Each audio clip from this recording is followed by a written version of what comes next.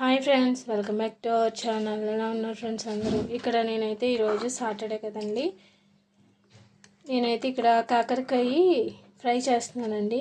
కాకరకాయ ఫ్రై అనేది చాలా సింపుల్గా అయితే చేసేస్తున్నానండి. మనకి ఒక 3 మినిట్స్ అంతేనండి ఈ ఫ్రైకి అయితే. ఇక్కడ నేనైతే కాకరకాయ ముక్కల్ని తీసుకొని చెక్కు తీసేసుకొని లోపల గింజ మొత్తం తీసేసుకొని చక్కగా చేదు లేకుండా అయితే ఉప్పు వాటర్లో కడిగేసుకొని పిండేసుకొని పక్కన అయితే పెట్టుకున్నానండి.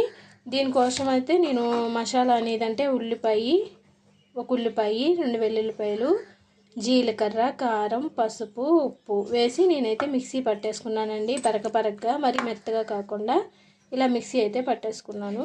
ఈ ఫ్రై అనేది మనకి చాలా త్వరగా అయిపోతుంది, చేదు లేకుండా టేస్టీగా ఉంటుందండి. దీని ప్రాసెస్ అయితే చూద్దాం ఫ్రెండ్స్. మనం ఇక్కడైతే ఆయిల్ అనేది వేసుకున్నానండి. ఒక 3 స్పూన్ల దాకా ఆయిల్ వేసాను. మనం మొత్తం అన్నీ ఒకేసారి వేసేసుకొని ఇక్కడ మనం కొంచెం గోల్డ్ కలర్లో వచ్చేదాకా అయితే ఫ్రై చేసుకోవాలండి. ఈ కాకరకాయ ముక్కల్ని అయితే కిందీలో పెట్టుకొని ఫ్రై చేసుకోవాల్సి ఉంటుంది.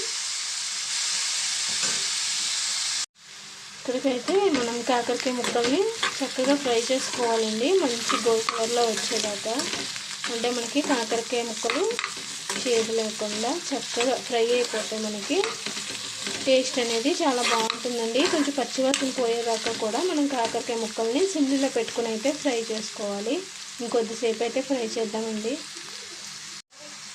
ఇక్కడ మనకి కాకరకాయ ముక్కలు అనేది చక్కగా ఫ్రై అయిందండి. ఇలా ఫ్రై అయితే సరిపోతుంది. ఇప్పుడు దీంట్లో మనం ఆల్రెడీ ఇది మిక్సీ పట్టుకున్నాం కదండి, వెల్లుల్లిపాయ, ఉల్లిపాయ, జీలకర్ర అన్నీ కూడా. ఇది కూడా మనకి కొంచెం పచ్చివాసన పోయేదాకా కూడా చక్కగా ఫ్రై చేసుకోవాలండి.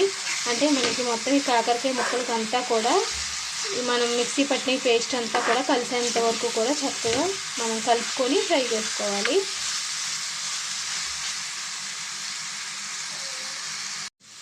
ఇక్కడ మనం మసాలా అనేది వేసాం కదండి, ఇది మనకి మొత్తం కాకరకాయకి అంతా బాగా కలిసింది. అయితే ఇది కొంచెం బాగా డ్రైగా ఫ్రై అయిపోవాలండి.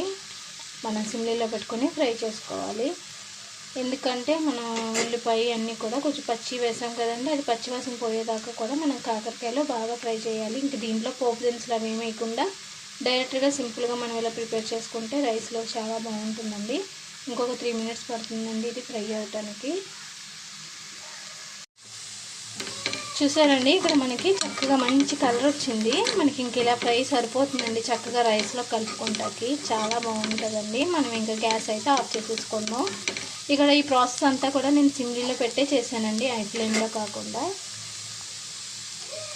ఓకే ఫ్రెండ్స్, ఫైనలీ కాకరకాయ ఫ్రై అయితే చాలా సింపుల్ రెసిపీ అయిపోయిందండి. మనం సిమ్లీలో పెట్టుకొని ఫ్రై అనేది చేసుకోవాలండి. ఇలా డ్రైగా ఫ్రై చేసేసుకుంటే టేస్ట్ అనేది మనకి చేదు లేకుండా చాలా బాగుంటుందండి రైస్లోకి తినడానికి. ఫ్రెండ్స్, ఫైనలీ నేను చేసిన ఈ కాకరకాయ ఫ్రై అయితే ఎలా ఉందో ఖచ్చితంగా కామెంట్ చేయండి, లైక్ చేయండి, షేర్ చేయండి. కాకరకాయ ఎంతమందికి ఇష్టమో అయితే ఖచ్చితంగా కామెంట్ చేయండి. మన ఛానల్ అయితే సబ్స్క్రైబ్ చేసుకోండి. Okay friends, bye.